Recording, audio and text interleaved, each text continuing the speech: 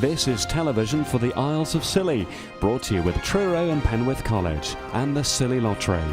From Radio Scilly, this is scillytv.com.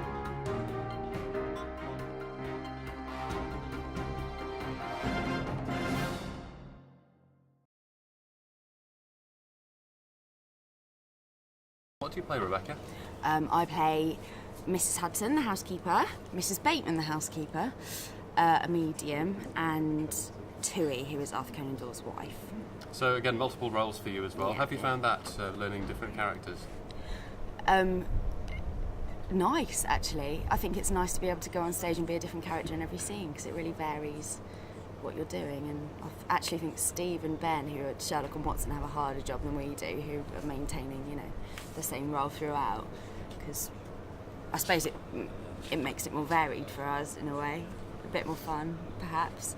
Is this your first time with Miracle Theatre Company? I did the winter tour, Beauty and the Beast from Mars, but that was my first show, so it's my first year with Miracle. Yeah, I'm fresh blood. First time in Scilly? My first time, yeah, with Miracle in the Scillies, it is. Yeah, very excited, especially with the sun shining like this. It should be a nice experience, I think. So come on, what have they said about audiences in Scilly then? What have you been told to watch out for, or any comments passed? Just so we know, inside a track. Just that we get good audiences on the Scillies. Yeah, nothing else really. No, I'm expecting some good shows. I mean, a lot of holidaymakers, I'd imagine. So hopefully people who are here, on holiday, relaxing and enjoying themselves, and who are up for having a laugh, which is what the show's about, really. Yeah, well, I mean, it's a comedy. I mean, yes, how can you... I know you shouldn't sort of pigeonhole things, but I mean, comedy's really broad, isn't it? It could be all sorts of things. So, how can you sort of define, knowing other productions or other TV programs, what kind of humour it is? It's quick-witted. It's a lot about the words, and there's not a lot of. Well, there's a bit of slapstick, but it's a lot to do with the script and how it's been written, and obviously the actors who have got more roles, I think they're bigger. The smaller characters have been made sort of almost into caricature, so they're bigger and quite physicalised, and that's probably where a lot of the comedy comes from. But a lot of it is in the script, and just like Wes was saying earlier, like little in-jokes that people who know about the Sherlock Holmes stories will laugh at, I think. Yeah. With it being quick and all about the script, does that mean it's a really difficult job? You've got to remember everything absolutely correctly. You can't ad-lib at all. No, there's definitely room for ad-libbing. It's important, definitely important to get the story across. But there's been some moments that have been great for ad-lib, especially when it's raining, and because it's all interior. So there was a moment when we were at the Minack, and after the interval, and we'd had a pour down, and Ben, who plays Watson, walked in and sort of poured the water off the chairs and looked up and was like, how's this happened, and that sort of thing. There's definitely scope for it, but it's quite important that people listen as well, because otherwise they're going to lose what's happening, and then I think some of the comedy will be lost. Has anything happened that you've used, or your colleagues have used, your ad-lib skills to get out of a hole that people wouldn't necessarily have known about? A few things with the set, I suppose. We have magnetic doorknobs, and they come off a lot of the time, so there's a lot of ad-lib around those, but people find it very funny. Just things like things falling over and flying off.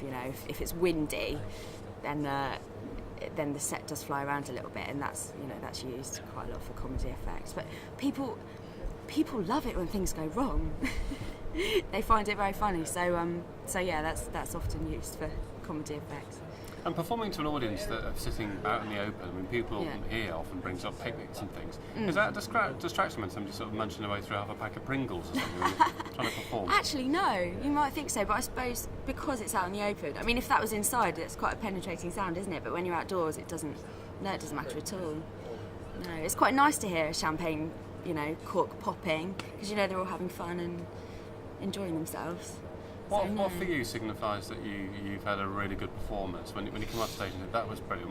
What is it for you? It's really the audience reaction. It's really what we get from them at the end of the show, or during the show. If we get a lot of laughter, a big round of applause, and that just gives you the buzz, really.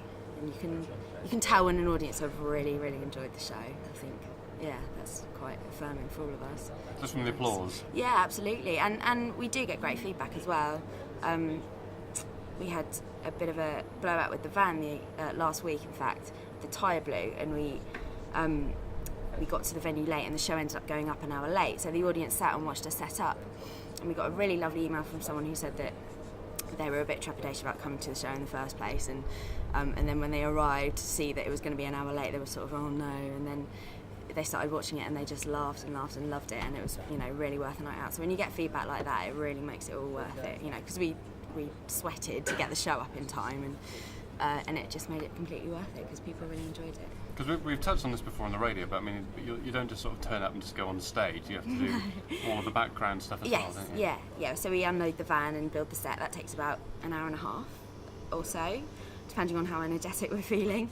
And then obviously do the show and take it down. Takes about an hour. So yeah, we're kind of removal men for half of the day, but that's good. It's all part of the job. Because they're slightly different disciplines, aren't they? I mean, is it something that you're interviewed on as well? They assess your acting ability and they ask you how good you are with a hammer? No, that's something I mean, especially me. I think the boys were definitely more adept at all of that before they started working with Miracle. But I was employed purely on.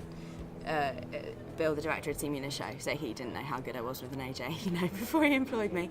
And actually, I've learned a hell of a lot to do with, which tools and ratchets to use, which I didn't know before. But the kind of more senior members of the group are very good at explaining things and how to set things up, and it's all very much a strong team. So I didn't feel too out of my depth when I first started. There's a lot of support. I mean, I know about here rather than anywhere else for Miracle because nobody else comes to visit us, in the middle of nowhere here. Really? And so people look forward to you coming over. So nice. have you found that elsewhere that there's an expectation? I think more so with the Winter Tour, when we go and play small village halls, it's really nice that we're taking kind of fairly large scale for the Southwest Theatre into small parts of the county that don't necessarily get kind of theatre of that calibre, and they really appreciate it. And I think that's really nice that we're still taking shows to smaller venues, and people don't have to travel too far to see a good decent show. So yeah, it's good. And as the whole show, what's the bit that you think is the best? I don't know. Probably, like Wes was saying earlier, the climax at the end is pretty special. Yeah, that's generally got people laughing the most, I think, the last scene. But it's all very clever. I mean, it all feeds into each other. So without one part, you can't have the next part, and it's all. You need the piece as a whole to work. So I think there are lots of special little gems in there that people really enjoy.